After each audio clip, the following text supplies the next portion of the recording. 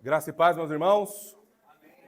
Alegria estarmos reunidos em mais um glorioso e bendito dia do Senhor, em que celebramos a ressurreição do nosso Senhor Jesus Cristo, a inauguração da nova criação e a justificação somente pela graça que temos nele.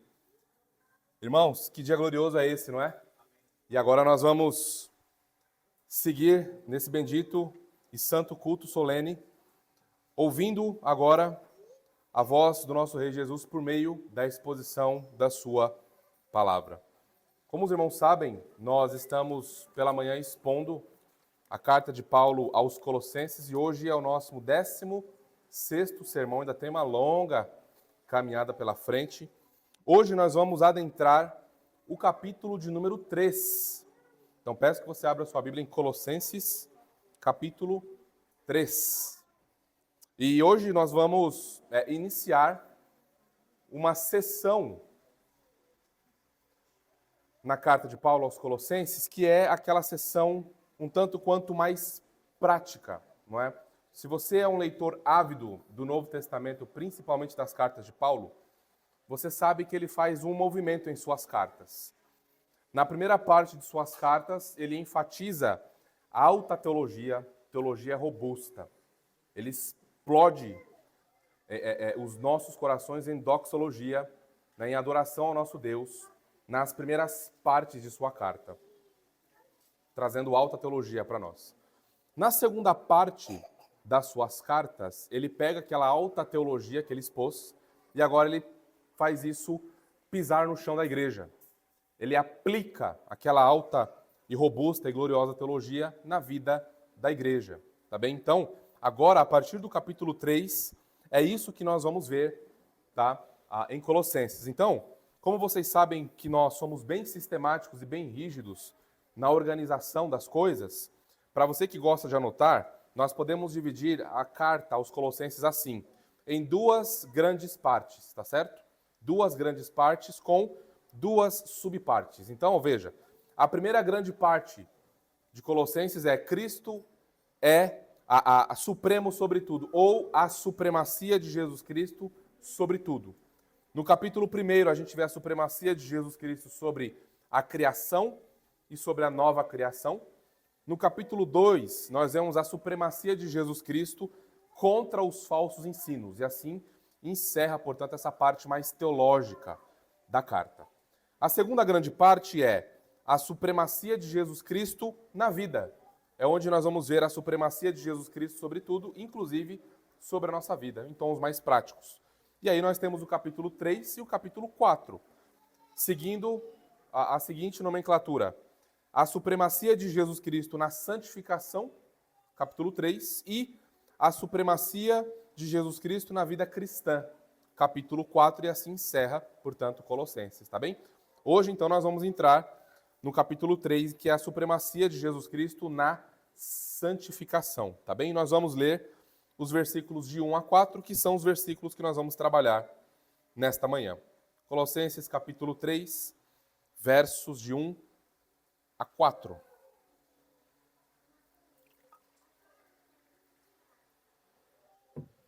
Diz assim a Escritura: Portanto, se fostes ressuscitados juntamente com Cristo, buscai as coisas lá do alto, onde Cristo vive, assentado à direita de Deus.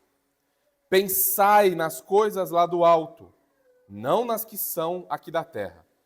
Porque morrestes, e a vossa vida está oculta, juntamente com Cristo, em Deus.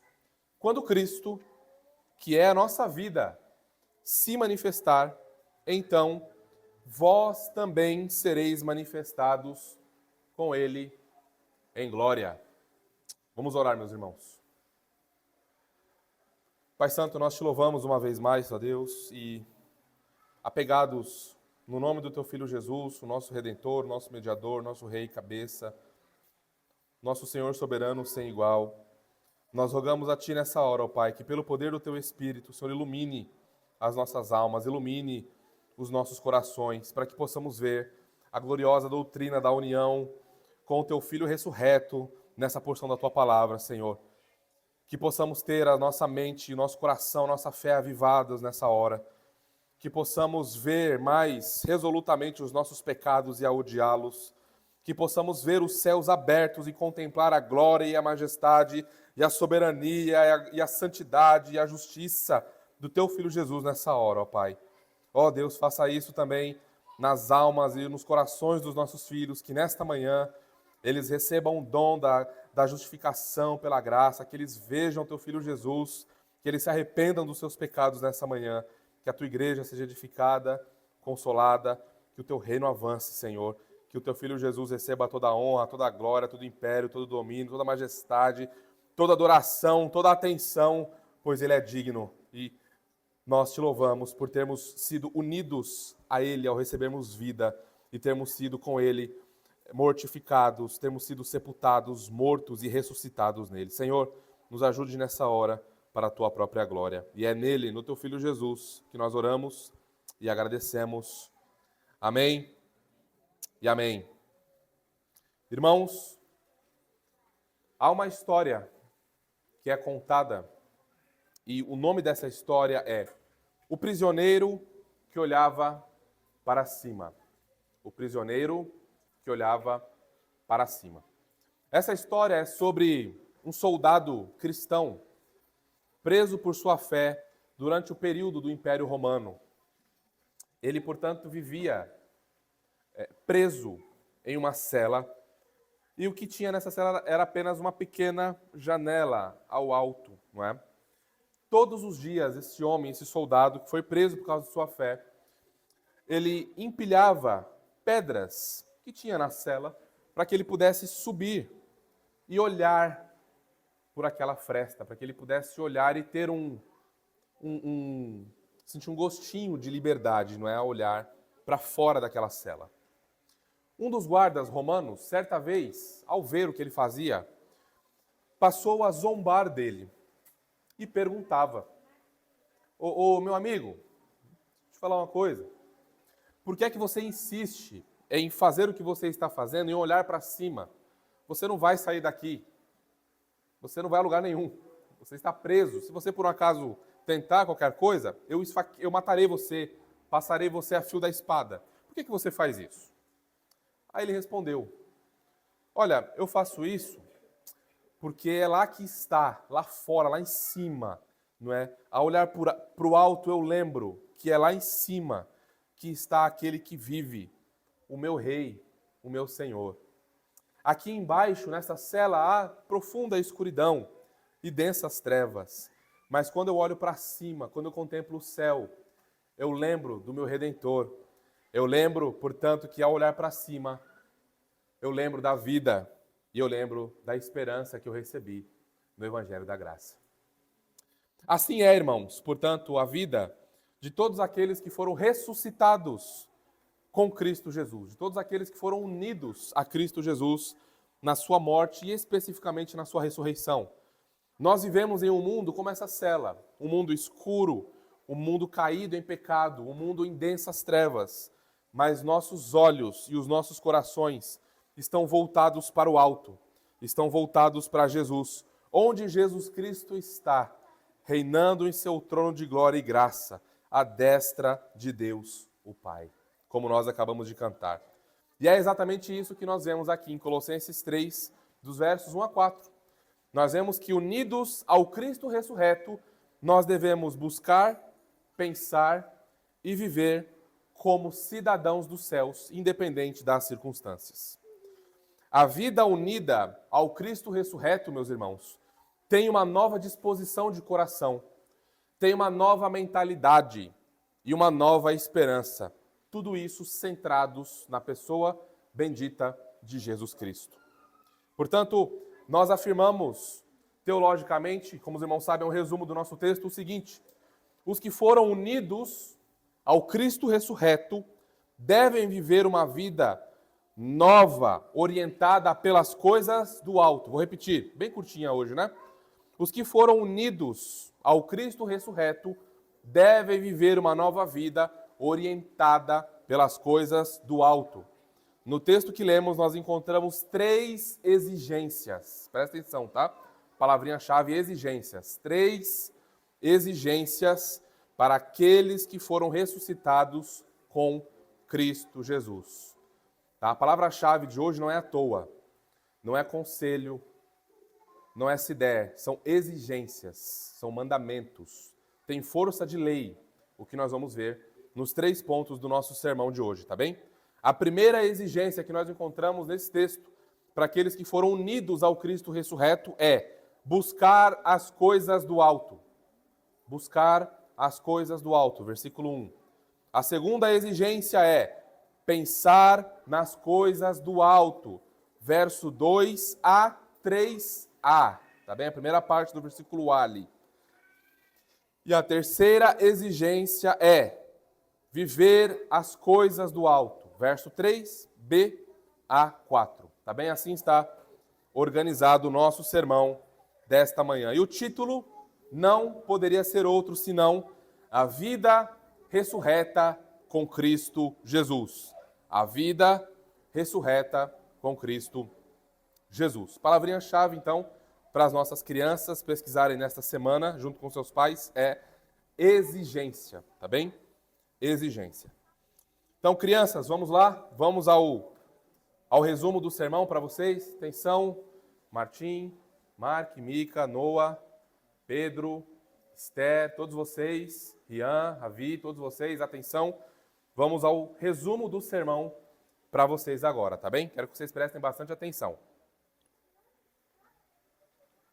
A historinha que o pastor Léo vai contar hoje, crianças, é a historinha A Vida Escondida com Jesus, tá bem? A Vida Escondida com Jesus. Certa vez, crianças, um menininho chamado Pedro, ele ganhou uma caixinha de tesouros. Pense em algo que você gosta bastante, que é muito precioso para você. Talvez seja um chocolate, talvez seja um suco, talvez seja um carrinho, talvez seja um brinquedo que você goste muito. Pense em algo que seja muito precioso para você. Então imagine que você ganhou uma caixinha cheia desses itens preciosos para você, tá bem? Dentro dela, ele guardava muitas coisinhas preciosas. Dentre eles, um pedaço de papel com o versículo que mais amava, mais gostava. Uma pedrinha brilhante que achou no parque e uma foto de sua família. Pensa que está tudo isso aí dentro dessa caixinha, junto com as suas coisas preciosas, tá? E aí Pedro, ele escondia essa caixinha num lugar secreto. Nem os pais, às vezes, conseguiam achar. Sabe quando você esconde bem escondido, que às vezes nem você consegue achar? Guardava num lugar secreto, lá do seu quarto. Porque não queria perder nada daquilo que era muito importante para ele. Um dia, a mamãe chegou para o Pedrinho e explicou para ele o seguinte. A mamãe falou assim, Pedro, você sabia que quem crê em Jesus também tem um tesouro escondido? Você sabia disso? Aí ele, eu tenho, mamãe. Então eu quero esse tesouro. Onde está esse tesouro? Eu quero, não é? Aí a mamãe disse, filho, se você tiver fé em Jesus, a sua vida está escondida nele. Esse é o tesouro. O tesouro é que, se você crer em Jesus, filho, de verdade, a sua vida passa a estar guardada nele, escondida nele. E esse é o grande tesouro. Você passa a ser guardado nele para sempre. Isso quer dizer, a mamãe falando para o Pedro, que Jesus, ao você crer nele, vai cuidar de você todos os dias, vai cuidar de você de maneira muito cuidadosa, melhor até que papai e mamãe, porque Jesus ama aqueles que vão a ele. E ele cuida de você mesmo quando você não vê. Pedro ficou muito feliz com essa notícia e disse, então eu quero viver para agradar Jesus, mamãe. Eu quero buscar o que agrada a Jesus, eu quero pensar o que agrada a Jesus. E eu quero viver de tal maneira que agrade a Jesus. Eu quero viver com Ele para sempre. Daí então, Jesus passou a ser, para Pedrinho, após essa ocasião, o tesouro, o bem mais precioso da sua vida. E aqui, crianças, uma frase para a gente repetir junto. A gente vai repetir essa frase junto, tá bom? Primeiro o pastor Léo fala e depois todas as crianças que puderem falem juntos, tá? A frase é a seguinte, a minha vida em Jesus está protegida. Vamos lá? Todas as crianças juntas, se puderem, a minha vida está protegida em Jesus. É isso aí, crianças. Muito bem. Nota 10 para vocês, viu? Depois, na hora do almoço, depois do almoço hoje, vocês pedem para o papai e para a mamãe explicarem mais profundamente isso. Tá bom para vocês? Porque agora nós vamos para o sermão, tá bom? Nós vamos para a parte mais densa agora do sermão, a explicação mais profunda. Irmãos, como nós vimos, o título desse sermão é A Vida Ressurreta com Cristo. Nós vamos agora ver a falência sem igual. Nós já vimos a falência do legalismo, do misticismo e do ascetismo. Nós vimos como essas heresias elas são insuficientes para dar plena satisfação às nossas almas. Então, a pergunta que nós fazemos é, então, o que é, portanto, de maneira prática, que traz suficiência, que traz paz, que traz verdadeira santificação de pecados às nossas almas? E Paulo agora começa a responder essa pergunta entrando no capítulo 3, tá bem? Então vamos lidar com a primeira exigência que nós vimos, que é buscar as coisas do alto. Então vamos lá para o versículo 1. Portanto, já que fostes ressuscitados, lembram que no sermão passado nós explicamos por que nós estamos traduzindo aqui aquela conjunção ser por já que, porque nós temos aqui algo técnico que obviamente a gente não precisa entrar aqui agora, não que a expressão, portanto, se fostes ressuscitados com Cristo está errada, mas é que já que passa a ideia que a força do texto original nos dá. Não é uma condicional, uma possibilidade. Olha, se... Não, é já que. É uma possibilidade certa. Ela já parte do pressuposto de que alguma coisa aconteceu. Tá certo? Então, Paulo já parte do pressuposto de que, já que vocês foram ressuscitados juntamente com Cristo, e aí vem, portanto, as consequências disso. Tá certo? Então, vamos lá, ó.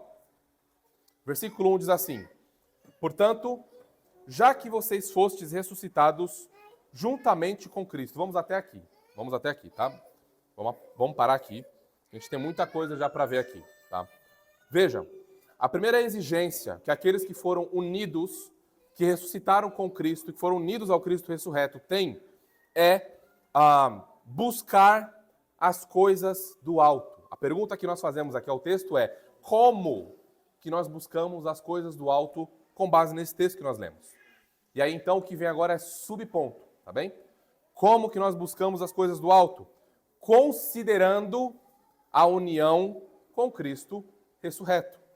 Tá certo? Vamos lá, ó. Olha o que o texto começa dizendo. Portanto, já que fostes ressuscitados juntamente com Cristo, não é? O versículo 3, a gente vai ver assim, ó. Porque morrestes. Mais uma vez, Paulo trazendo elementos da obra de Jesus Cristo aplicada aos crentes em Colossenses. Tá bem? O nosso texto começa com portanto, não é? Acho que na sua tradução bíblica começa aí com portanto também. Esse portanto, ele é muito importante para nós, porque ele está fazendo conexão com aquilo que Paulo falou nos versos 16 a 23. Então, ele começa uma nova sessão na carta, mas ao utilizar essa expressãozinha aqui, não é? Essa expressão, ele está dizendo que o que está vindo agora está intimamente conectado com o que ele falou. Isso é importante para a gente manter a linha, a temática do texto e da gente poder ler a Escritura de maneira mais responsável. Tá bem? Então, esse, portanto, faz referência ao assunto principal da sessão anterior, que nós vimos, aquelas heresias, não é?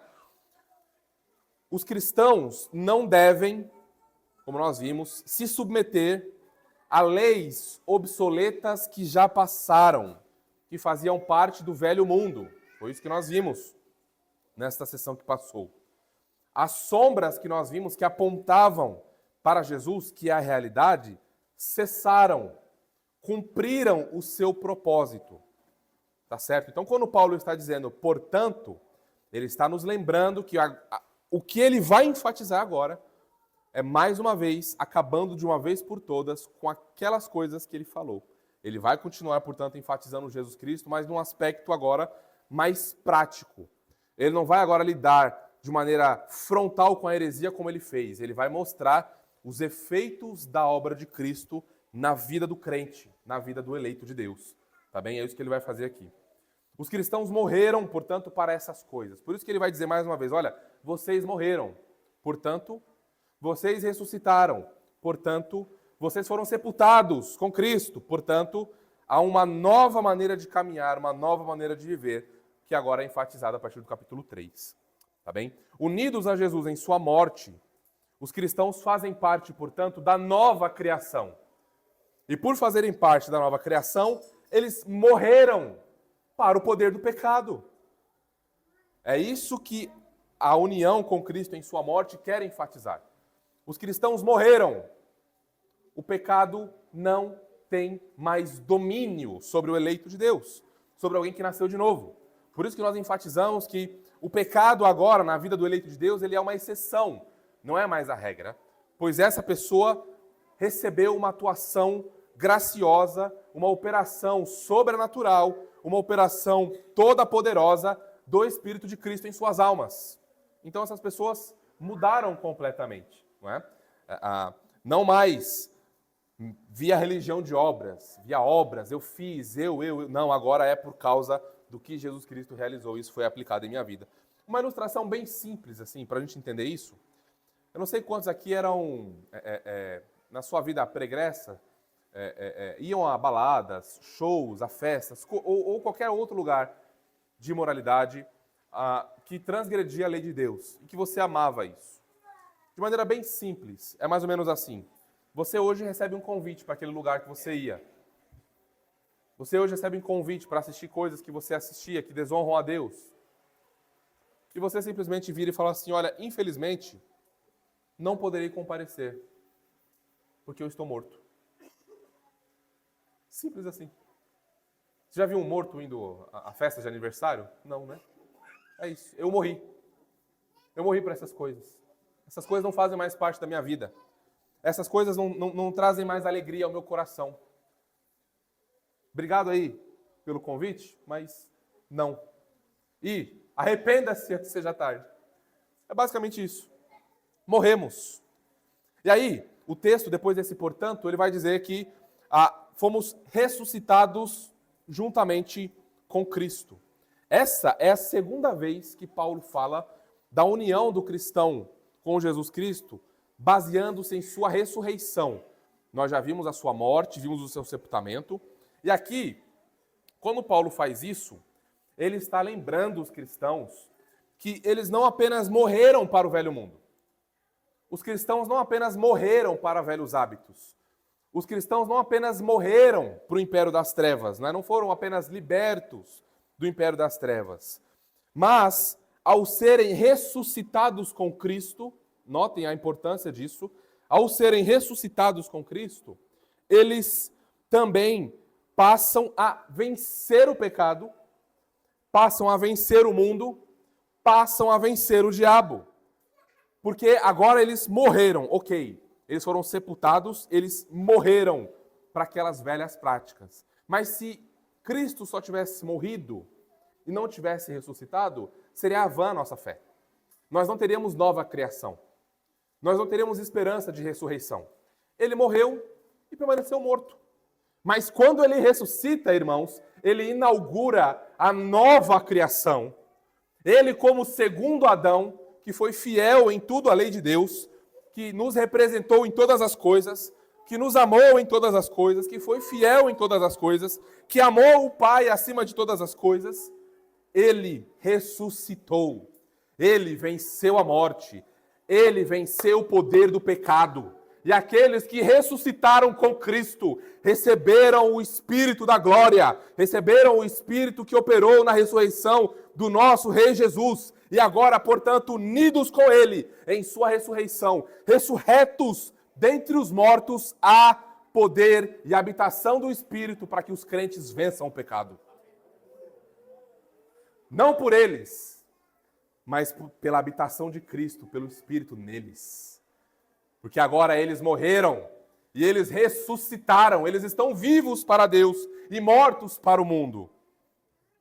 E agora, portanto, ressurretos dentre os mortos, esses eleitos de Deus, esses cristãos, tem todas as condições, tem todo o poder, toda a graça, tem o céu disponível, tem toda a graça disponível, tem o trono da graça que nós acabamos de cantar, disponível, onde nós podemos nos achegar e receber misericórdia e graça, e podemos ser cheios do Espírito e ressuscitados com Cristo. Ele é a fonte do poder para vivermos e caminharmos em luz e em piedade nesse mundo em trevas, caído e falido, meus irmãos. Agora, na nova criação, ressurretos em Cristo, nós temos todas as condições e os poderes e as graças necessárias para que cresçamos, portanto, em conformidade com Jesus. Essa é uma bênção que nos vem por meio da união com Cristo Jesus, especificamente olhando o aspecto da ressurreição. Em Colossenses 2,12, nós vimos lá Paulo dizendo o seguinte: tendo sido sepultados juntamente com ele no batismo, no qual igualmente fostes ressuscitados mediante a fé no poder de Deus que o ressuscitou dentre os mortos. Uma notinha bem rápida, né? Esse texto é muito usado, vocês sabem, por nossos amados e queridos irmãos pedobatistas, mas nós vemos que nesse texto não há nenhum tipo de consideração de sombra, nem por inferência distante nós conseguimos ver esse texto de Colossenses 2, do 11 a 13, dando qualquer tipo de base para batismo infantil, a menos que nós possamos dizer que aqueles infantes que estão sendo batizados, eles estão sendo unidos a Jesus em seu sepultamento, eles estão sendo unidos a Jesus na ressurreição, mediante a fé no poder de Deus que o ressuscitou dentre os mortos. Se nós formos coerentes, nós temos que dizer isso, que aquele bebê tem fé, que ele crê e que, portanto, ele não está só sendo aceito na membresia da igreja. Nós estamos dizendo que ele foi justificado, que ele foi salvo e que, portanto, ele está unido em Jesus, em sua morte, sepultamento, ressurreição e ascensão. O que, irmãos? Nós não precisamos ir muito longe, não é? Para mostrar o quão grande é esse desvio, essa maneira de ler o texto. Portanto, essa união da alma do crente com Jesus Cristo é vital para a vida do cristão. É fundamental. Sem essa união com Cristo, irmãos, não existe cristianismo interior. Não existe. Não existe fé interior. Não existe amor pelo Senhor. Não há um desejo por crescimento, por graça. Não há desejo por amar o Senhor e conhecê-lo mais, deleitar-se nele para sempre. Porque não há união com Cristo. E quando nós estamos falando, irmãos, de união com Cristo, nós estamos falando de muitas coisas, tá? Nós estamos falando de regeneração, nós estamos falando de justificação, nós estamos falando de adoção, nós estamos falando de salvação, mas os aspectos da união com Jesus extrapolam esses aspectos de salvação, tá certo? Vocês veem que isso traz para nós uma alta cristologia. Ao falar de união com Cristo, nós precisamos ver quem é esse Cristo com o qual nós somos unidos. A sua obra, a sua graça, a sua disposição em nos receber. Então, sem a união com Jesus, resta, sobra, extrapola religião de obras. Por que nós temos tantas pessoas, não é, buscando chegar a Deus por si mesmas? Como disse John Gill, não é? Nosso teólogo batista favorito do século XVIII, dizia que alguém ser salvo pelas suas obras é tão possível quanto alguém subir aos céus numa corda de areia, não é? Mas a pergunta que nós fazemos é por que há tantas religiões de obras? Por que há tantas pessoas que usam, inclusive, o nome do Senhor Jesus Cristo? Tem lá uma Bíblia, mas o que resta são religiões de obras. Porque elas não foram unidas a Jesus Cristo. Por isso que sempre quando há um desejo por auto-reconhecimento, por autopromoção, por vanglória, né, um apego muito grande a mim, eu, nós devemos suspeitar se realmente fomos unidos a Jesus Cristo. Porque quando nós somos unidos a Jesus Cristo, nós desaparecemos. Jesus Cristo passa a reinar nessa alma de maneira soberana e sem igual. E o que acontece nessa vida, nessa alma, em serviço a Jesus é voluntário. Jesus não é um capataz que fica, né, com um chicote, não. Ele é um rei amoroso e doce, que somente o seu perfume de graça nos atrai irresistivelmente. E o seu amor nos constrange. Por isso que, então, alguém que foi unido ao Senhor deseja se entregar a Ele mais. porque verdadeiramente viu o que olhos nenhum viram, não é? Ouvido nenhum ouviu, alma nenhuma contemplou, mas nos foi revelado pelo Espírito. As pessoas gostam de ler esse texto até ali, né? Olho nenhum viu, ouvido nenhum ouviu e para. Mas esquece que no versículo seguinte diz, foi nos revelado pela Escritura. E nós experimentamos isso no Evangelho da graça de Deus. E como que nós, então, portanto, seguimos buscando as coisas do alto? Considerando o resultado da união com Cristo nesse texto. Vejam, o texto continua lá, ó. Buscai as coisas lá do alto, onde Cristo vive assentado à direita de Deus. E mais uma vez, porque morrestes. E lá na frente vai dizer, juntamente com Cristo. Irmãos, quando vocês lerem na Bíblia de vocês, nele, ele, com Cristo, em Cristo, nele, para ele, com Cristo, em Cristo, grifa isso, marca isso. Ó, dever de casa para você. Leia Colossenses até aqui, onde a gente está. Vai do versículo 1, do capítulo 1, até o capítulo 3, versículo 4, e veja quantas vezes aparecem as expressões em Cristo, com Cristo, nele, juntamente com ele. Para vocês verem que essa doutrina no Novo Testamento ela é central para nós termos uma compreensão adequada do Evangelho da graça de Deus.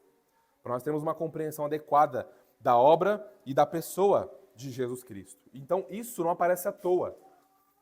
Paulo e o Novo Testamento inteiro quer testificar que o novo Adão, o segundo Adão, o perfeito Adão, ele foi perfeitamente fiel e bem-sucedido em sua obra. É isso que é enfatizado para nós, tá bem? Quando nós vemos essas coisas. Veja, o texto vai dizer buscai. Vamos ver o que é isso.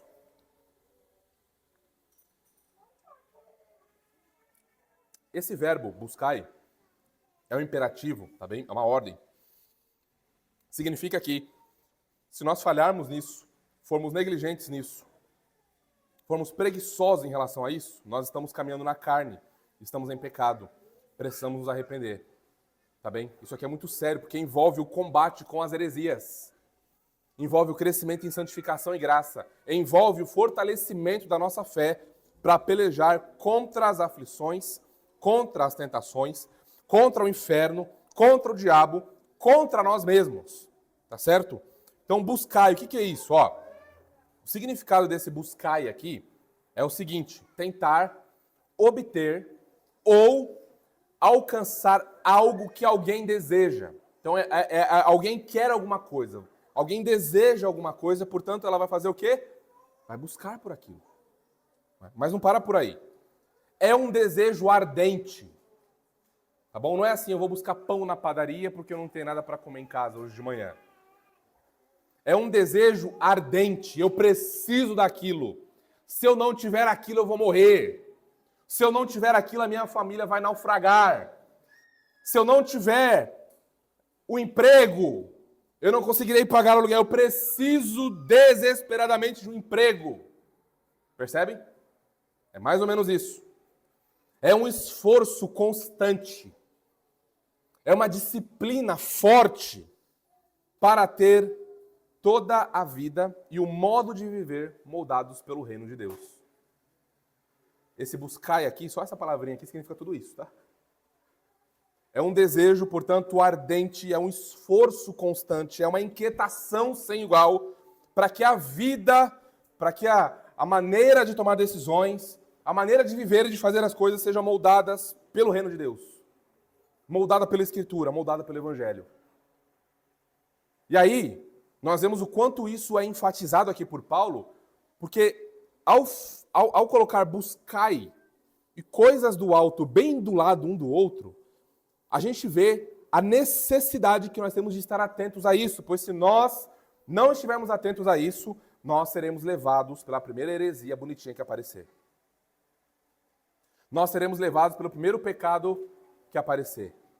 Nós vamos ser levados pelo primeiro prato de comida estragado que colocarem na nossa frente com um aspecto bonitinho. Isso envolve a nossa vida enquanto unidos a Jesus Cristo. O texto continua, buscai as coisas do alto. que é, portanto, essas coisas do alto? É uma referência às coisas celestiais, aos céus, portanto, coisas relacionadas ao reino de Deus, que foram descritas por Paulo lá no início da sua carta. Eu vou ler aqui rapidinho. Lá no capítulo 1, versículos 9 e 10, e lá em 2:6 ele falou alguma coisa sobre isso. Coisas do alto, que são pleno conhecimento da vontade de Deus. Paulo ora para que os colossenses sejam cheios, que eles transbordem do pleno conhecimento de Deus. Sabedoria e entendimentos espirituais. Frutificação em boas obras, versículo 10, lá do capítulo 1. Um conhecimento mais profundo, mais robusto de Jesus Cristo. E uma vida digna do Evangelho. Essas são coisas do alto que nós devemos buscar daquela maneira que nós acabamos de ver. Disciplinada, séria, levando em consideração que a nossa vida depende disso. Irmãos, imagine, espero que isso não aconteça, mas se acontecer, console-se com a graça de Jesus Cristo. Imagine que você passa a sentir uma dor estranha na região do abdômen aqui e tal. E aí isso começa a te incomodar. Você toma remédios comuns para dores comuns e não passa. Aí você vai num médico. E aí o médico descobre que você tem uma enfermidade séria. Algo profundo. Se você não cuidar ontem, você vai morrer. E aí então, mas é possível tratar. Não tem cura. Mas com o tratamento correto, você sobrevive e até nem sente as dores. E aí ele passa para você um remédio para você tomar. E você tem que tomar todos os dias, nos horários certos, 3 vezes ao dia. A sua vida depende disso. Só se você quiser muito morrer, não é? O que não justifica você ter ido ao médico. Concorda comigo? Só se você quiser muito morrer, você não vai seguir isso. Concorda? Você coloca lá o despertador, você coloca o Google Agenda, você usa as inteligências artificiais que tem para te acordar, para despertar, para você lembrar de tomar o remédio. Você avisa o seu pai, sua mãe, o cachorro, o papagaio, os filhos, que você não quer morrer. Não é? Você não quer morrer. Você tem uma vida, você é jovem, você tem 25 anos de idade. Não é? Os que têm mais também são jovens, não é? São jovens há mais tempo, né, dona Rosa? Jovens há mais tempo, né? Dona Celei, jovens há mais tempo, não é? Tem muito que viver ainda, muito que viver, muito que servir a Deus ainda. Muito que nos abençoar aqui, muito que pregar o evangelho. Então você não quer morrer, certo? Você não quer morrer. Morrer é lucro, mas você não quer morrer. Agora, pare e pense comigo. Isso daqui, que nós estamos vendo aqui, disso daqui depende a nossa vida espiritual. Então, irmãos, isso significa que nós precisamos fazer com que o que nós estamos ouvindo aqui não saia por aqui. Tem que entrar aqui e ficar aqui. E fechar aqui para não sair. E eu fazer um movimento tão forte para que isso que entrou aqui desça para o meu coração e promova as transformações necessárias. Porque as nossas famílias sofrem, vocês sabem disso. Se você é um eleito de Deus que nasceu de novo, você sabe disso. Os frutos amargos que nós colhemos quando viramos as costas para a Escritura. O meio de graça que Deus nos deu. Vocês sabem os frutos amargos que nós colhemos quando viramos as costas e somos negligentes com o dia do Senhor. Quando nos ausentamos do culto. A frieza, a apatia espiritual, o deserto árido na nossa alma, um culto que você perdeu. Você sabe que isso é verdade. Se você nasceu de novo, foi unido a Jesus, você sabe que isso é verdade. Você sabe disso. Eu sei disso. Então, irmãos, vejam que nós, portanto, estamos agora vivos para Deus, unidos ao Cristo ressurreto. Nós temos todo o poder da graça celestial de Deus para nos conduzir a caminhar assim, a buscar com zelo as coisas do alto, a buscar com zelo o reino de Deus e a sua justiça, mais do que as outras coisas. É questão de prioridade. Ah, mas eu não cresço, eu não consigo. Por quê? Porque negligencia o que a Escritura está dizendo. Deus opera todas as coisas em graça, sim, mas Ele nos exorta, colocai a vossa salvação em prática com temor e tremor. Provai a vossa vocação e eleição, se é que estão mesmo em Cristo. Então, irmãos, a vida cristã é uma vida de serviço, é uma vida de boas obras, e a maior boa obra que podemos fazer é nós pregarmos o evangelho para os outros e para a nossa própria alma diariamente. Diariamente. Como você está tomando as suas decisões em casa? Deus revelou a sua palavra. Nós temos condições de saber a vontade revelada de Deus. Então nós não temos desculpa de tomar decisões. Eu não sabia que Deus queria... Irmãos, Deus nos revelou sua palavra. Sabedoria e entendimento espirituais, para nós sabermos ler as coisas que vêm a nós. Coisas que nos dizem, conselhos que nos dão, coisas que ouvimos, pregações, cânticos, devocionais que lemos. Nós já deveríamos estar comendo picanha, carne, bacon. E às vezes nós ainda estamos e precisamos do leitinho ali do ninho com água quentinha, porque a gente ainda não está preparado para coisas mais profundas. Então vejam, irmãos, Deus nos exorta aqui a buscarmos com zelo, com diligência, as coisas do alto, as coisas do reino de Cristo. Só não ouvirá essa exortação, só entrará em um ouvido e sairá pelo outro, para aqueles que não foram unidos a Jesus Cristo. Aqueles que não foram unidos a Jesus Cristo ouvem as exortações do Senhor e é como se fosse como esse ventilador. O vento bate, o vento vai embora e eu não tenho nada a ver com aquele ventilador. Depois eu vou embora, não vou levar o ventilador para casa, ele vai ficar aí e eu não tenho nenhum relacionamento com aquele ventilador. Ele está ali, que bom que ele está cumprindo o papel dele, não é? Deus nos dá boa comida, ar, uma saúde, uma família e nós sequer o agradecemos, não é? Irmãos, o texto vai continuar dizendo para nós e revelando ainda mais a glória de Jesus Cristo. Olha só, o texto continua assim, ó. Buscai as coisas do alto, onde Cristo está,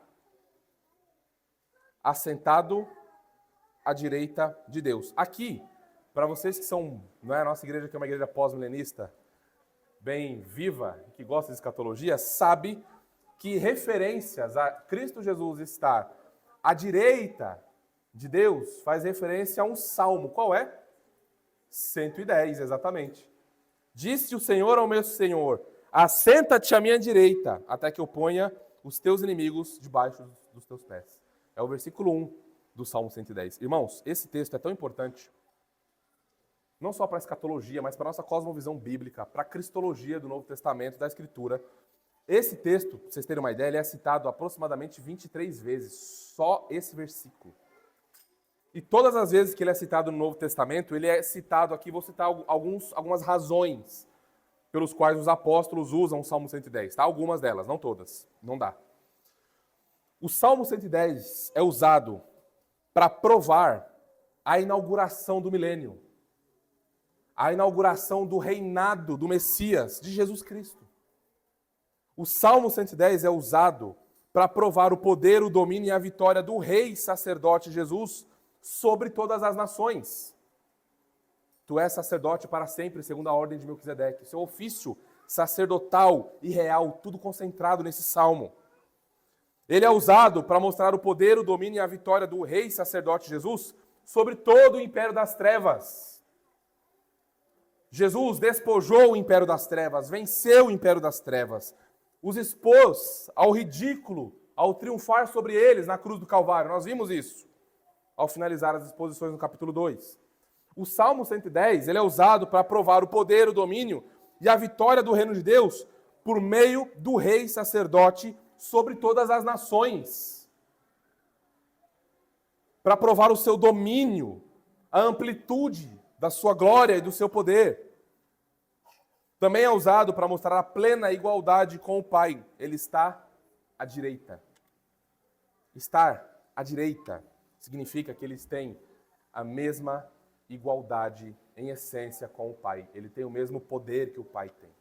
Ele, portanto, junto com o Pai e com o Espírito, é o grande soberano Yahvé do Antigo Testamento. E, obviamente, diante de tudo isso, o Salmo 110 é usado no Novo Testamento para provar que Jesus Cristo é o Messias. E tem um aspecto nisso que às vezes passa desapercebido, e quase passou desapercebido por mim. Não é? Quase. Quando Paulo aqui cita o Salmo 110, com todo o seu peso messiânico, basicamente o salmo mais importante em relação ao Messias no Antigo Testamento, ele está mais uma vez mostrando que Jesus Cristo é totalmente desejável em relação às sombras. Ele está mostrando, Jesus Cristo cumpriu o Salmo 110.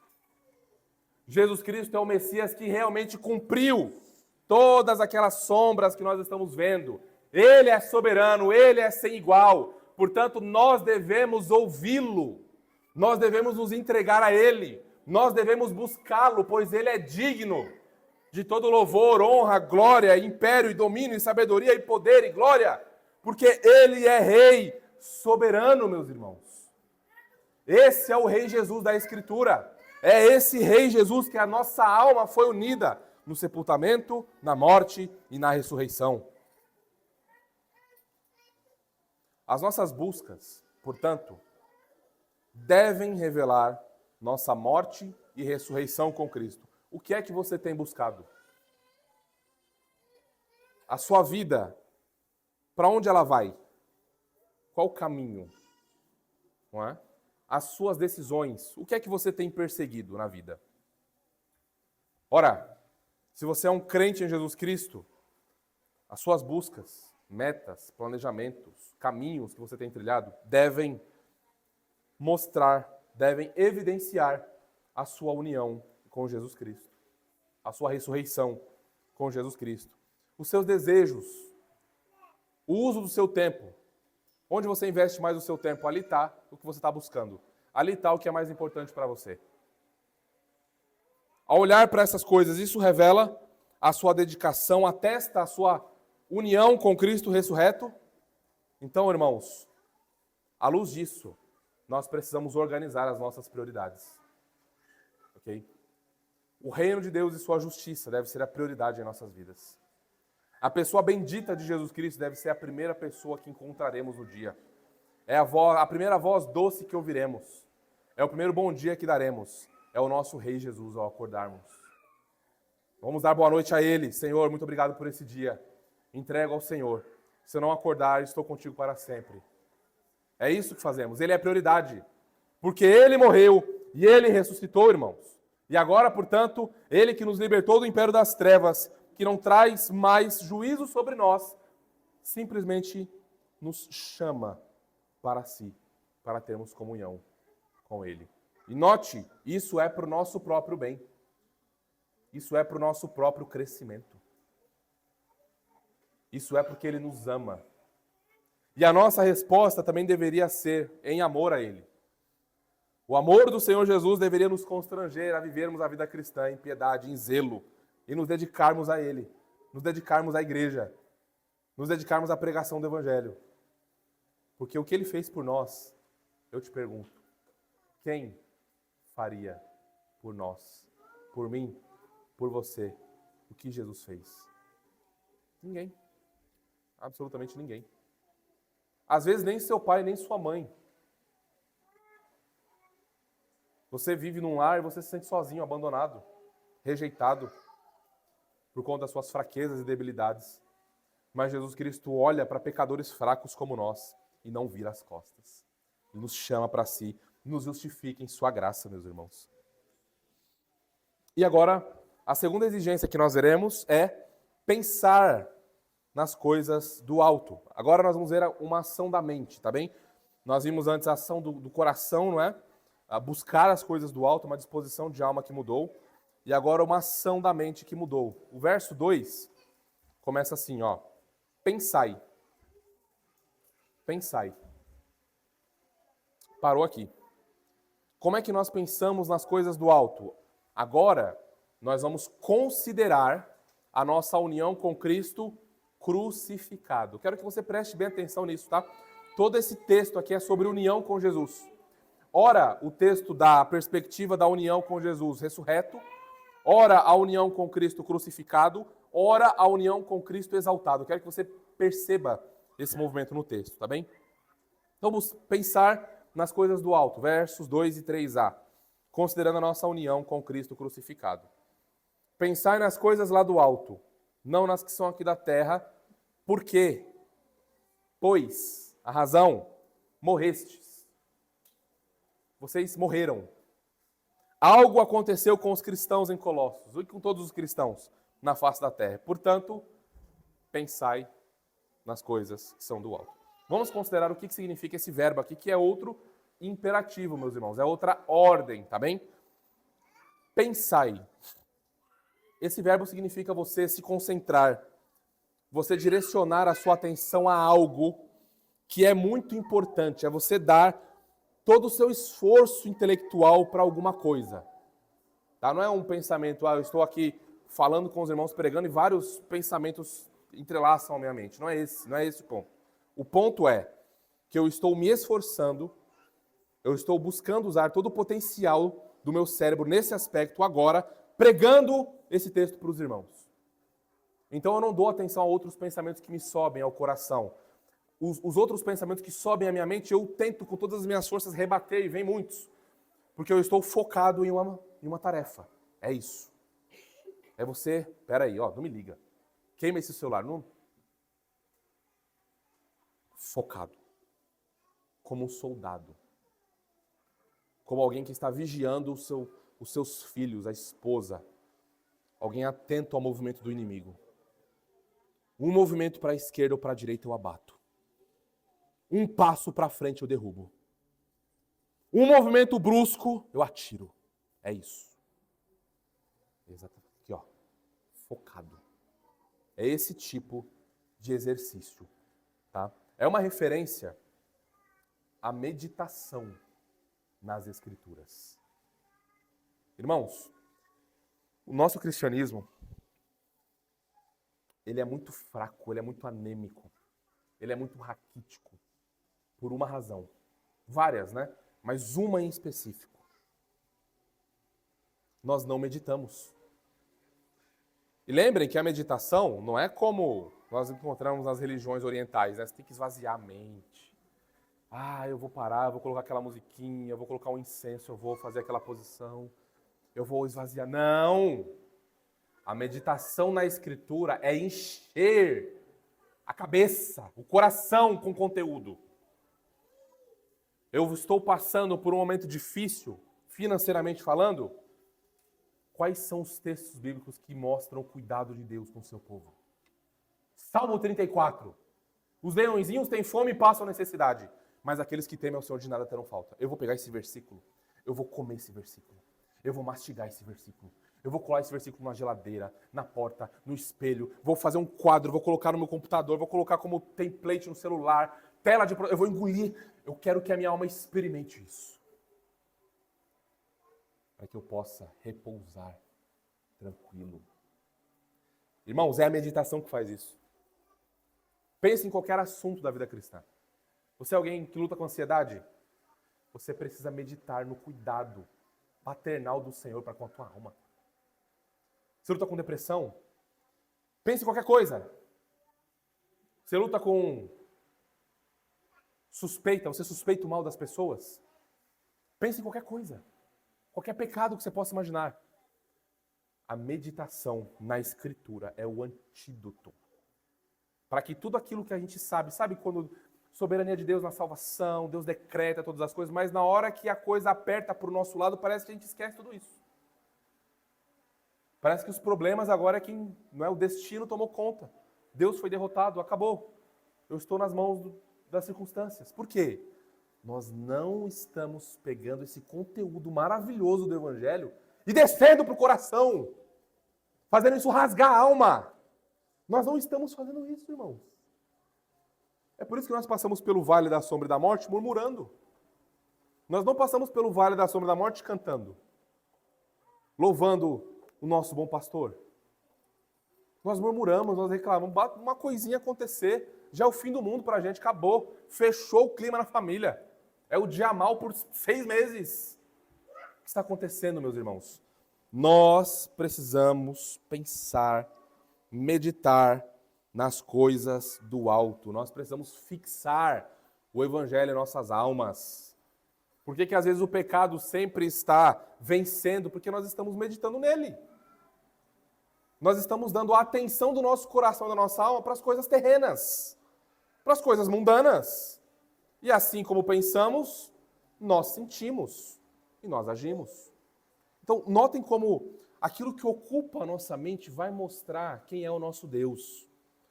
Aquilo que está na nossa mente, aquilo que a gente se esforça por pensar, que dá prazer, alegria, satisfação, etc. Seja o que for, tá certo? Então, notem, o que nós precisamos pensar aqui? Meditar no quê? No pleno conhecimento da vontade de Deus. O que é a vontade de Deus? Se alguém chegasse para você e falasse assim, me dê 2 textos bíblicos sobre a vontade de Deus, você conseguiria dar? 2 textos bíblicos sobre a vontade de decreto e a vontade de preceito. Você conseguiria dar? Você medita nessas coisas? Você tem pautado sua vida nessas coisas? Se alguém pedisse a você um conselho, você daria um conselho sábio, pautado nas Escrituras, no entendimento espiritual do Evangelho? Ou seria só mais um conselho moral? Se alguém pedisse a você frutos de santificação e graça na sua vida, para que ela pudesse aplicar algo na vida dela, teria um conhecimento mais profundo de Cristo. Me dê 5 nomes de Jesus Cristo no Novo Testamento, só no Novo Testamento. Me dê 3 nomes de Cristo em Colossenses, só em Colossenses. No capítulo 1, pronto, fechou. Mais fácil. Um conhecimento mais profundo, irmãos, do nosso Redentor. Um conhecimento mais íntimo. Não aquela coisa isolada, distante, Jesus salva pecadores e tal. Não! Ele é o meu Salvador, o meu Rei, eu o conheço.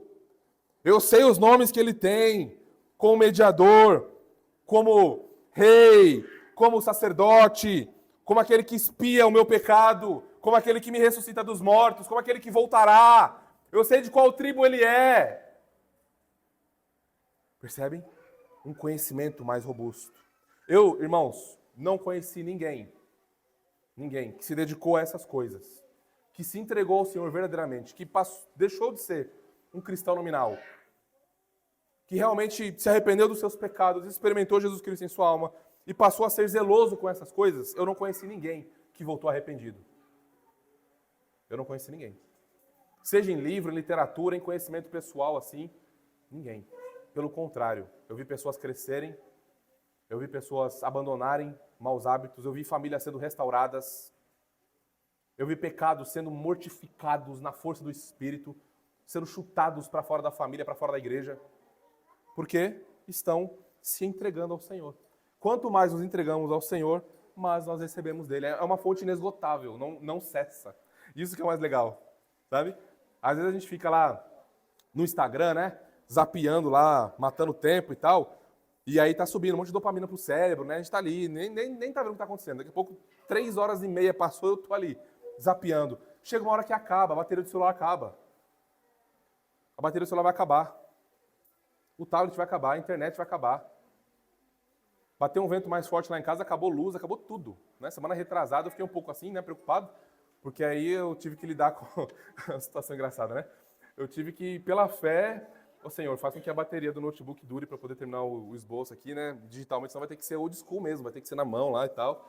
Vai ficar doendo meu dedo, faz tempo que eu não escrevo, não é? Preguiçoso para escrever. Graças a Deus deu certo, mas essas coisas acabam. Agora, eu duvido, eu vou desafiar você. Entregue-se 30 minutinhos de oração diárias, todos os dias. Separa 30 minutos de oração. Você vai se separar, você vai orar. E eu quero que você me diga se a sua semana não recebeu uma fonte inesgotável de alegria, de esperança, de consolo. Porque a alma foi e se entregou ao Senhor. A alma foi, orou e meditou. A alma foi e trouxe Cristo para a alma. A alma foi e desceu o conhecimento do Evangelho para o coração. Não só ficou no cérebro. Então, irmãos, a meditação na Escritura, ela vai além de ouvir bons sermões. Ouvir bons sermões é muito bom. Mas se você pegar esse texto depois e meditar nele, e mastigar esse texto, os efeitos do Evangelho na sua alma serão incontáveis. As bênçãos do Evangelho dadas a você serão incontáveis. A meditação na Escritura não se contenta em ouvir, ela deseja experimentar a graça do Evangelho.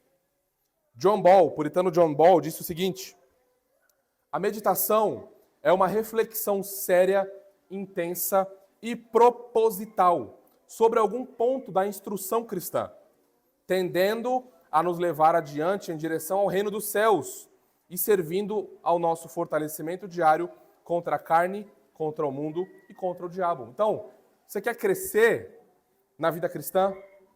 Você quer de fato esmagar os pecados que te assolam? Você quer de fato experimentar a graça de Deus em sua alma? Você está com dificuldade em alguma área? Entregue-se à meditação. Busque as coisas do alto. De maneira, como nós vimos aqui, de maneira zelosa, de maneira firme, como um soldado, prestes a abater o inimigo. O texto vai continuar, olha, pensem nas coisas lá do alto, não nas que são da terra. Olha, aqui não significa nenhum tipo de ascetismo, tá? Que nós vimos na semana passada. Não quer dizer que eu não posso pensar, não posso coisas da terra, não posso consumir. Não, não é esse o ponto. O ponto é que, lembrem, coisas da terra aqui está associada com retorno às sombras, com buscar a atenção de Deus por meio de obras, tá certo? Isso são coisas da terra, coisas pecaminosas. Não significa nada do que nós vimos na semana passada, de ascetismo, né? De se privar de coisas da terra, de bens que Deus criou, a boa criação, para a gente de alguma forma conseguir algum crescimento espiritual. Não tem nada a ver com isso, tá? O ponto aqui é que nós devemos levar todo o pensamento cativo a Jesus. Pensar nas coisas do alto e não nas coisas da terra é levar toda a nossa mente cativa a Jesus, é moldar a nossa visão de mundo, tudo que pensamos sobre as coisas, com base no Evangelho da graça de Deus, não com base nas heresias e nas sombras que passaram. Então isso envolve rejeitar o legalismo, isso envolve rejeitar a falsa espiritualidade das experiências, né, o misticismo. Quanto mais experiência, mais espiritual você é. Estou vendo um anjo, estou vendo isso, estou vendo aquilo, só não vê os seus pecados e a língua grande que tem em falar mal dos outros. Mas está vendo tudo, né? Está vendo o reino espiritual, está vendo arcanjo, está vendo espada de fogo passando, mas não vê a desgraça da vida. Engraçado isso, não é? Rejeita o asceticismo, não é? Ou qualquer outro ismo. Coloca qualquer outro ismo aí na frente, tá? Qualquer outro ismo, qualquer outra religião de obras que se oponha à graça de Deus em demonstrar a suficiência de Jesus Cristo. Devemos rejeitar todas essas filosofias mundanas. Jesus Cristo é suficiente. Lembram? Os falsos mestres em Colossenses, eles estavam mostrando a nós como é a tentativa da religião de obras de se achegar a Deus. Como que é?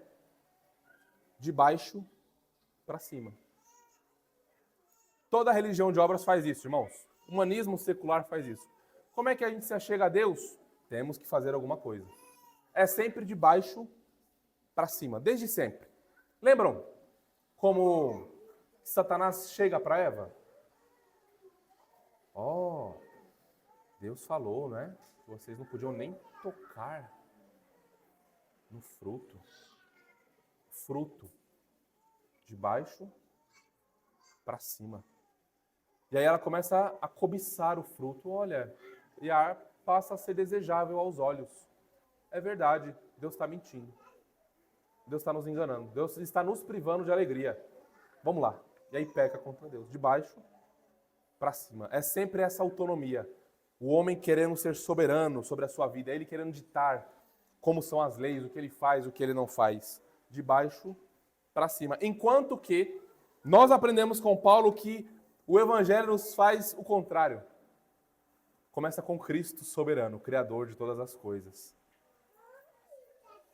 Unido a Ele, nós vivemos. Percebem? É um movimento do Senhor para conosco. Ele vem a nós. Nós não vamos a Ele. Nós só vamos a Ele porque Ele já veio a nós. Então, é os céus invadindo a terra, rasgando os nossos corações e nos capacitando a viver nesse mundo para a pregação do Evangelho.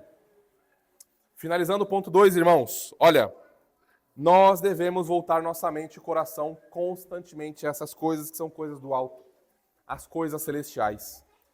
Olha, quanto tempo nós temos dedicado a essas coisas? A resposta vai ser o termômetro de como está a nossa vida espiritual.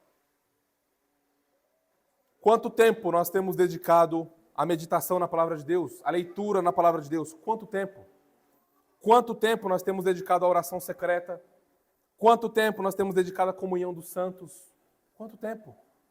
Tudo isso é meio de graça, é o meio que Deus nos dá para crescer. Quanto tempo?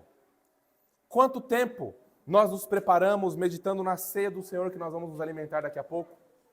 E você, membro dessa igreja, só deveria se ausentar dessa mesa por razões extremamente excepcionais. Aqui nós somos alimentados, aqui nós somos nutridos. Nós não deveríamos, em hipótese alguma, cogitar a possibilidade de voluntariamente nos afastar da mesa do Senhor. Por isso que nós temos todo domingo. E nós temos gastos com isso, nós temos investimentos com isso, mas nós cremos que o Senhor ensina que devemos fazer todo domingo. E estamos fazendo todo domingo, para a nutrição do povo. Então, irmãos, pensem mais profundamente sobre isso. Não sejam negligentes. É mais uma vez que eu vou participar da mesa do Senhor. Você não está pensando direito, você não está meditando direito.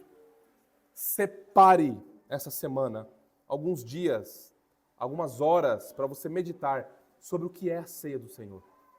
Pega lá 1 Coríntios 11, do 23 ao 27, vai ler. Pega Mateus 26, do 26 ao 30, vai ler, vai meditar, vai ver o que é isso. Vai ver o que é Cristo ter sido moído por você. O que é Ele ter derramado o seu sangue e lavado você dos seus pecados. O que é exposto diante de nós nessa mesa. Então, nós, aliás, todos os crentes não deveriam, de maneira nenhuma, se afastar da mesa do Senhor. Jamais deveriam se afastar da sua igreja local no dia do Senhor. Pois é ali onde o Senhor nos plantou em pacto, em aliança, para amarmos e servirmos uns aos outros. Quanto tempo nós nos preparamos para o culto público, para conseguirmos aguentar 1h40 de pregação? Não é fácil, eu sei. Mas é o conteúdo do texto que diz para nós o tempo da pregação. É Deus que manda também no tempo da pregação. Se for 3 horas, vamos fazer uma pausa e volta 3 horas. Deus está falando, nós passamos a semana inteira longe do culto, longe dos irmãos, longe da exposição do Evangelho, e quando vem a exposição do Evangelho, 20 minutos a gente já está dormindo, morrendo. O que é isso? Uma alma que não se preparou, uma alma que não meditou, uma alma que não passou tempo com o Senhor. Quanto tempo você está investindo no culto doméstico, no pastoreio da família? Homens, vocês são responsáveis pelo seu lar. Deus cobrará de vocês a maneira como vocês estão pastoreando a sua família. Deus chegará a vocês e dirá: como está o coração da tua esposa? Como está o coração dos teus filhos? Porque o Senhor, se você não sabia, agora você vai saber. Se nós homens estamos casados, nós somos pastores. Sabia disso? Pastores de família.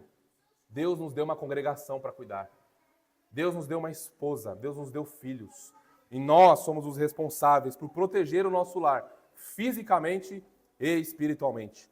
Somos responsáveis em prover para o nosso lar, fisicamente e espiritualmente. Então lembrem disso. Todos nós que estamos nesse glorioso ministério de pastorear famílias, as nossas famílias, nós daremos conta a Deus da nossa negligência ou do nosso zelo diligente. Então, irmãos, são todas essas coisas aqui que concorrem para o nosso crescimento. Todas essas coisas concorrem, todas essas coisas nós devemos buscar, todas essas coisas nós devemos pensar e aplicar em nossas almas. E aí nós vemos agora, portanto, a terceira e última exigência, que é viver as coisas do alto. Versículo 3b a 4. Então nós vimos, primeira exigência, uma ação do coração, a segunda, uma ação da mente, buscar, pensar, e agora viver as coisas do alto. Agora é isso na vida, não é? Vamos lá para o versículo 3, parte B, e o versículo 4. Nós lemos assim, ó. Porque morrestes, e a vossa vida está oculta, juntamente com Cristo, em Deus. Quando Cristo, que é a nossa vida, se manifestar, então vós também sereis manifestados com Ele em glória. Como, então, que nós vivemos as coisas do alto? Considerando a união com Cristo exaltado. Cristo ressuscitado, Cristo crucificado, Cristo exaltado. Nós, irmãos, sabe o que isso está mostrando para nós? Mais uma vez, Paulo falando que Jesus Cristo é suficiente. O nosso coração inquieto não sobrou nadinha para eu fazer, não. Não! Não tem nenhuma obra? Não! Não tem nada que eu preciso. Não! Jesus fez tudo. Ele morreu, ele foi sepultado, ele ressuscitou, ele ascendeu aos céus, ele foi exaltado, ele foi coroado, ele está à destra do Pai e nós estamos com ele onde ele estiver. Ele é o nosso cabeça. Ele nos representa em tudo, irmãos. Que alegria é isso? Os falsos mestres estavam ensinando, lembram? Que os cristãos precisavam ter uma experiência espiritual, precisavam invocar os anjos, ver coisas, profetizar coisas, ter experiências assim mirabolantes espirituais, mas Paulo confronta tudo isso dizendo que os cristãos já receberam a maior experiência espiritual que eles precisavam na vida. Eles foram unidos a Jesus Cristo, o Cristo todo suficiente no céu e acima dos altos céus. Cristo está à destra do Pai e o seu povo está com ele. Lembram? Efésios 2, 4 e 6 diz assim, ó: mas Deus, sendo rico em misericórdia, por causa do grande amor com que nos amou, e estando nós mortos em nossos delitos e pecados, nos deu vida juntamente com Cristo. Pela graça sois salvos, e, juntamente com Ele, nos ressuscitou e nos fez assentar nos lugares celestiais em Cristo Jesus. Estamos assentados nas regiões celestiais em Cristo Jesus. Mas você diz assim, mas eu estou aqui, né? Eu estou aqui nessa cadeira sentado. Isso é o que nós chamamos de escatologia inaugurada. É o já e o ainda não. Nós estamos unidos com Jesus, mas ainda todas as coisas não foram consumadas.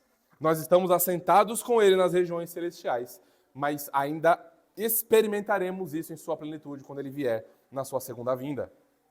O ponto aqui a enfatizar é que nós estamos onde Jesus está. Por que isso é tão importante, irmãos? Porque esse foi o principal debate da Reforma. Esse foi o principal debate da Reforma protestante. Mas não foi a justificação pela fé? Foi. E é justamente sobre isso. É sobre a união com Cristo que nós estamos falando. Quando nós falamos de culto, é sobre a união com Cristo que nós estamos falando. A vida dos eleitos está escondida em Jesus para sempre, porque essa vida foi unida a Ele. Está escondida nele. Esse é o verdadeiro cerne da questão. Nós temos, quando falamos de união com Jesus, irmãos, o catolicismo romano tem algo a dizer sobre isso. Fausto Socino, socinianismo, tem algo a dizer sobre isso. O arminianismo tem algo a dizer sobre isso. Todas essas três visões são visões diferentes e rivais do que é ensinado na Escritura. Todas essas visões fora do Evangelho verdadeiro, tá bem? Todas essas visões fora do Evangelho verdadeiro condicionam a união com Cristo às boas obras. Deixa eu exemplificar para você. No arminianismo, se você comete um pecado, você não pode brigar com a sua esposa no trânsito. Não pode. Porque se você bater o carro e morrer, você vai para o inferno. Porque você não se arrependeu. Bom?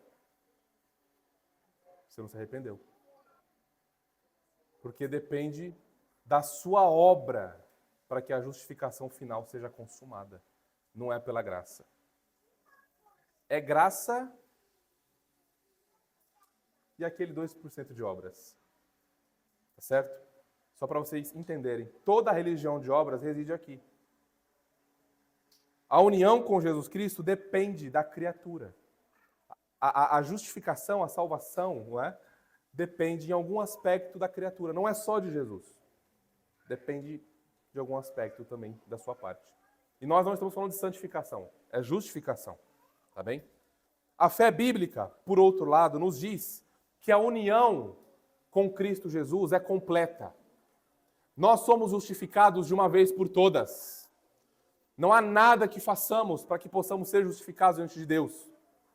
Até a nossa santificação, até mesmo o esforço que fazemos para crescer em graça, é nos conferido por causa da união com Jesus Cristo. É tudo por causa da justiça que Jesus Cristo adquiriu. Estão vendo até onde isso vai? Aqui é o coração da discussão. Aqui é o coração da coisa. A união com Jesus Cristo, ou ela garante salvação total e final, inclusive a santificação e a perseverança final, ou ela apenas abre a possibilidade para que eu, portanto, vá e me esforce por mim mesmo, me mantenha fiel. Nessa última visão, a alma está em completo pânico. Fez uma coisa boa, eu estou bem, estou legal. Aí, eu perdi. Não tem segurança, não tem paz. Enquanto que, no Evangelho, nós aprendemos que em Jesus Cristo, irmãos, nós estamos plenamente satisfeitos, em paz. Eu fraquejei, caí, falhei. Eu vou a Jesus Cristo, pois eu dependo dele, não dependo de mim. Não dependa nunca de você, irmãos. Não queira, pelo amor do nosso Deus, não queira atribuir a você a segurança eterna da sua alma. Não faça isso. Não faça isso. Essa é a maior loucura que você poderia fazer na sua vida. Dependa única e exclusivamente de Jesus Cristo e de sua graça soberana. Ali, irmãos, portanto, unidos a Ele, nós podemos repousar seguros. Nós cantamos, não foi? Qual foi o trecho do cântico que nós cantamos aqui, ó?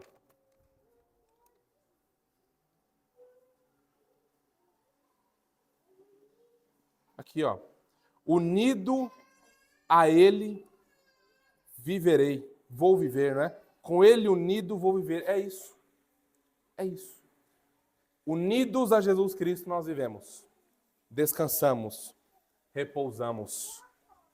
Fora de Jesus Cristo, irmão, só há desgraça, só há desespero, não há paz, não há descanso. Então, nesta manhã, a convocação a nós todos é: nos entreguemos completamente a Jesus Cristo. Busquemos completamente a Jesus Cristo. O Filho está no Pai, o Pai está no Filho, o Espírito está no Pai e no Filho. E é por isso que nós podemos ouvir aquela doce voz dizendo: aquele que está em mim, que vem a mim, de maneira nenhuma o lançarei fora.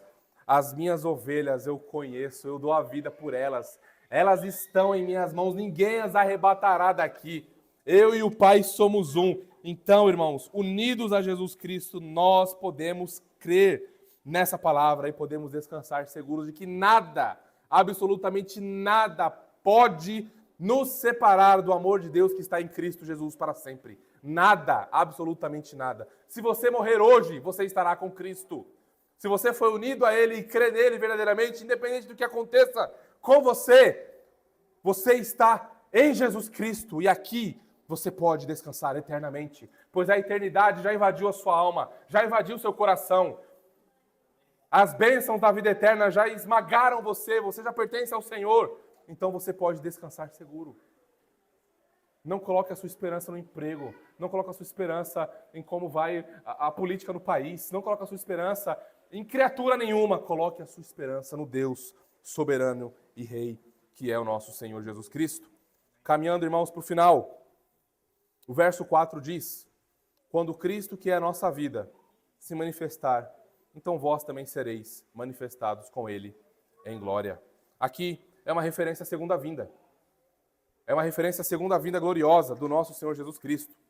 Quando Ele vier, pela segunda vez, de maneira visível e clara, e todos o verão, nós seremos visivelmente transformados, completamente no fim. Se estivermos mortos, nós ressuscitaremos. Quando Ele se manifestar, nós também nos manifestaremos com Ele.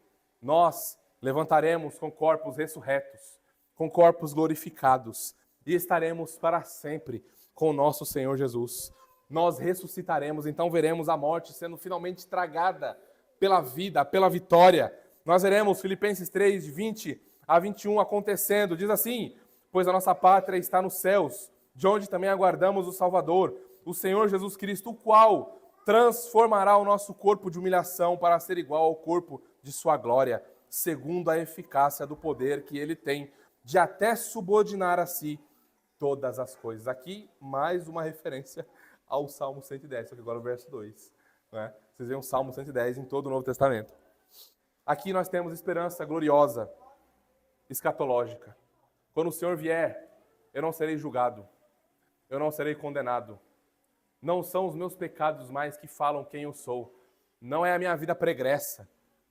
Não eram os meus vícios. Não. Agora, quem eu sou está única e exclusivamente na pessoa bendita de Jesus Cristo. Irmãos, Jesus Cristo é a nossa vida. A vida que temos não é mais nossa. Se vivemos, somos do Senhor. Se morremos, somos do Senhor. Qual que é o grande autoexame que nós precisamos fazer aqui e considerar seriamente? A maneira como temos guiado a nossa vida tem sido, a maneira como temos tomado decisões tem sido guiada. A nossa família tem sido guiada pelo quê? Quem está guiando a nossa família? A vida que temos não é nossa, portanto, o Senhor é quem deve governar e reinar e nos conduzir. Irmãos, nós não podemos viver nessa vida achando que ela é nossa. Isso é pecado contra Deus. Desconsiderar o que Ele diz em Sua palavra sobre qualquer assunto e viver segundo as normas da cultura, segundo o que o mundo diz, é pecado. Nós precisamos, portanto, saber e avaliar se nós estamos caminhando na verdade, pois Cristo é a nossa vida. Então isso deveria estar evidente em nossas decisões, a maneira como levamos a família, a maneira como tomamos decisões. Tudo deve considerar isso. Jesus é a minha vida, portanto devo amá-lo e me submeter a Ele. O que Ele diz sobre isso? O que Ele fala sobre isso? Nós precisamos aplicar isso. Precisamos nos arrepender aqui. Precisamos ser crentes verdadeiros nessa área, pois a nossa vida pertence a Ele. Caminhando para o final, irmãos, então, nós vimos que a vida ressurreta com Cristo o cristão que foi unido ao Cristo ressurreto, deve viver uma nova vida orientada pelas coisas do alto, não é? E vimos quais são essas três coisas, essas exigências nesse texto. Buscar as coisas do alto, pensar nas coisas do alto, viver as coisas do alto. A vida ressuscitada com Cristo é uma vida com nova disposição de coração para se entregar e buscar ao Senhor. É uma vida com uma nova mentalidade. Os céus, o Evangelho dominam os seus pensamentos. É uma mente que tem sido constantemente levada a Jesus Cristo. É uma nova esperança. Vive as coisas do alto, dependendo de Jesus Cristo e não de si mesmo. Buscamos, portanto, irmãos, as coisas que o mundo rejeita. Pensamos de forma que o mundo não entende. E vivemos e esperamos coisas que o mundo não enxerga. Unidos ao Cristo ressurreto, estamos seguros contra todo falso ensino e contra todo o poder do pecado neste mundo. Lembrem, tudo isso só faz sentido porque nós fomos unidos ao Cristo ressurreto. Significa que Ele morreu, que Ele foi sepultado, que Ele ressuscitou, que Ele ascendeu aos céus, que Ele foi coroado em glória e que Ele voltará segunda vez para a sua igreja. Amém, irmãos? Vamos orar. Pai Santo, nós te agradecemos, Senhor, pelo dom da união com Teu Filho Jesus por meio da fé. Ó Senhor bendito, nós te agradecemos pelo dom da fé que o Senhor nos deu. E agora podemos experimentar em nossas vidas, em nossas almas, as bênçãos da vida celestial que temos, que usufruímos pela união que temos com Teu Filho Jesus. Senhor, nós te adoramos, pois o Senhor nos deu vida e nos ressuscitou juntamente com o Teu Filho Jesus. E agora podemos buscar as coisas que são do alto, podemos pensar nas coisas que são do alto, podemos viver com esperança nas coisas do alto. Ó Senhor, fortaleça-nos com Teu Espírito para que cresçamos em tudo, para a glória do Teu nome. E é em Jesus Cristo que nós oramos e agradecemos. Amém e amém.